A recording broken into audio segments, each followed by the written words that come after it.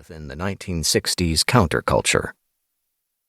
The Laurentian Symposium was dominated by discussion of the implications of recent research that, by shedding new light on the integrative action occurring in the brain, had inspired reconsideration of the relationship between brain and mind. In the words of one participant, the central question of the proceedings was to clarify how conscious experience may be related to neuronal mechanisms in the intricate circuits of the brain.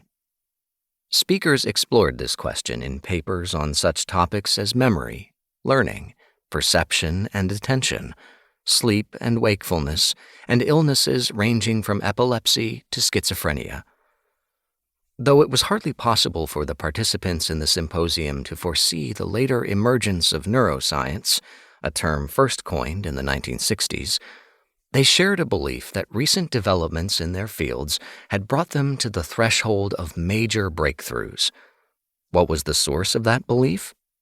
In part, it was fueled by the emergence of new techniques of studying brain activity, among them EEG, which became emblematic of an era of scientific advance that promised to open up areas long seen as off-limits to inquiry. "We live," proclaimed a mid-century NIH publication dedicated to the medical applications of brain science, "in a world of marvels, of inventions undreamed of only a generation ago, rockets, space travel, machines of incredible complexity."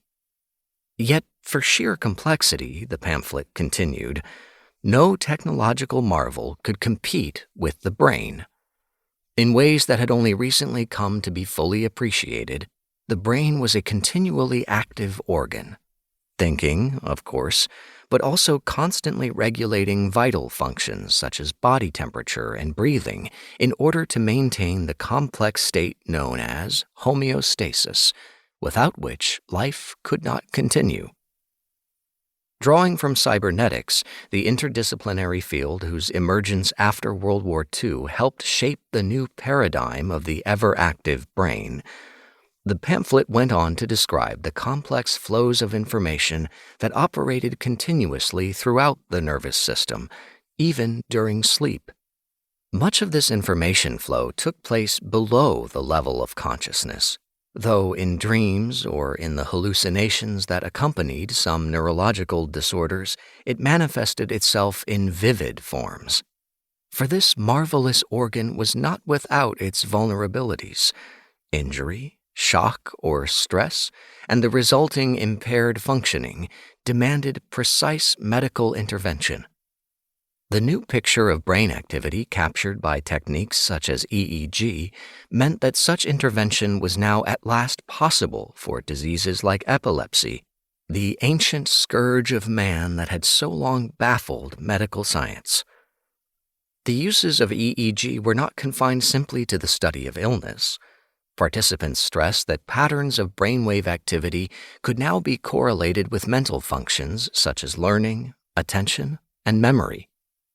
According to the French neurophysiologist Alfred Fessard, psychologists had hitherto fashioned a science based purely on behavior, taking no account whatsoever of consciousness, an entity they deemed too subjective to be amenable to scientific inquiry. Consciousness was the incommunicable of psychic activity, best left to poets, philosophers, and mystics. But that attitude, Fessard asserted, was increasingly untenable in the new era of brain science, an era in which skilled surgeons such as Wilder Penfield were beginning, so to speak, to experiment on consciousness and raise the question of its localization in the brain. Hitherto most brain activity had taken place, as it were, off-stage, scientifically speaking, but new forms of observation, measurement, and experimentation had ushered in an era of research in which the drama of consciousness itself was put onto center stage. This was, as some scholars have suggested, the beginning of the era of the explorable brain. But what exactly did it mean to experiment on consciousness? In his talk, Studies of the Cerebral Cortex of Man, Wilder Penfield presented findings from his operations on patients with epilepsy.